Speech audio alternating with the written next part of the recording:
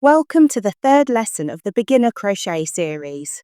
Today, I'll be talking about tension and gauge. I'll cover different crochet styles, working with the yarn from the ball, show different methods for holding both the yarn and the hook, and tips for getting the right gauge. Tension refers to the height of your stitch and how tight or loose your crochet style is. It also affects the density and width of your project. I changed my tension throughout this swatch. The bottom is wider and then the stitches looser for the first 3 rows. As I tighten my tension, the width gets smaller and the stitches denser. It's important to keep your tension consistent for the best results. Tension is controlled by how the yarn flows through your hand and your hook position. The yarn flow starts from your ball or skein and should flow smoothly whilst crocheting to stop stitches from getting too tight. As I use up the slack, you can see how the yarn over my tension finger gets tighter. The ball starts to act as a weight, and the yarn isn't flowing well. You can unravel your yarn from the outside, which is what I prefer, or you can pull it from the center. I find this gives me more tangles though.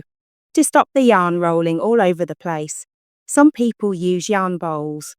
I don't actually use one, but I've heard that they're good. These swatches are all made with the same size hook. They all have the same amount of stitches and rows, but are different sizes. This is down to the style of crocheting. I'll show you using the half double stitch, or the half treble in the US. Crochet styles are based on what's known as the magic loop, which is the loop created when you pull the yarn back through the stitch. It can be made bigger or smaller, depending on your slack and hook position. The 3 crochet styles are known as yanker, rider, and lifter.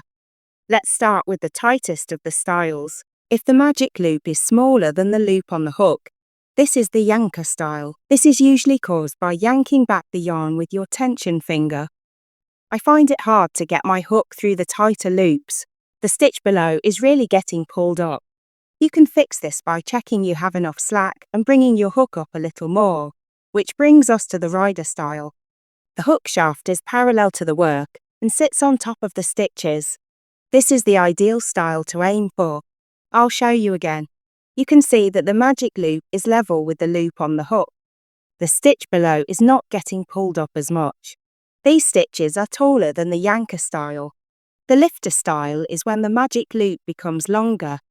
This can be caused by lifting the hook higher than the loop on the hook, or the yarn flowing too freely over your tension finger. You can see here how the stitch height increases with each style. If you're struggling with your tension, it may be worth experimenting with how you hold your yarn. These are some of the different yarn holds you could try. Hopefully at least one will feel natural to you. It's also worth experimenting with how you hold your hook. Here are some alternatives to the knife and pen hold. You've worked on your tension, but your work still looks like one of these examples. This could be because the tension you use whilst making the chain could be different to when you start making the stitches. If you're using the recommended hook size, but your work slants in from the base, then try making your chain with the next hook size down and change to the correct size for the stitches. Conversely, if your work slants out, then make the chain with the next hook size up before using the correct size for the stitches. Gauge refers to how many stitches and rows there are per inch. These measurements are used in patterns to ensure that your project ends up the same size as the designer's. These 2 swatches are made with rider tension, but different size hooks. They're pretty much the same height, but the width is different. For this swatch, I was trying to achieve a gauge of 6 stitches and 4 rows per inch with a 3.5mm hook. So, although I have 4 rows per inch, I only have 5 stitches. I went down to a 3mm hook and was able to get the right gauge. So to recap, tension affects the density, width and height of your project, which is determined by your yarn flow and crochet style. Gauge is the amount of rows and stitches within a specified measurement. If your swatch has the right gauge for width, but has too many or too little rows for the height, then adjust your crochet style to get the right stitch height. Too many rows means your stitches are too small, so you need to loosen your tension and crochet in the rider or lifter style. Not enough rows means your stitches are too tall, so you need to tighten your tension with either the yanker or rider style. If the swatch is the right height, but too wide or not wide enough, then you need to keep the same tension, but change your hook size. Change to a smaller hook if it's too wide and a larger hook if it's too narrow. If both width and height are too big or too small, then you need to change your hook size. If the swatch is too big, then decrease your hook size. If it's too small, then increase your hook size. If you want to practice your tension, see if you can match this swatch from lesson 2. It's made with a double knit acrylic yarn with a 4mm hook. I think in the US this is a fingering weight yarn and a size 6 or G hook.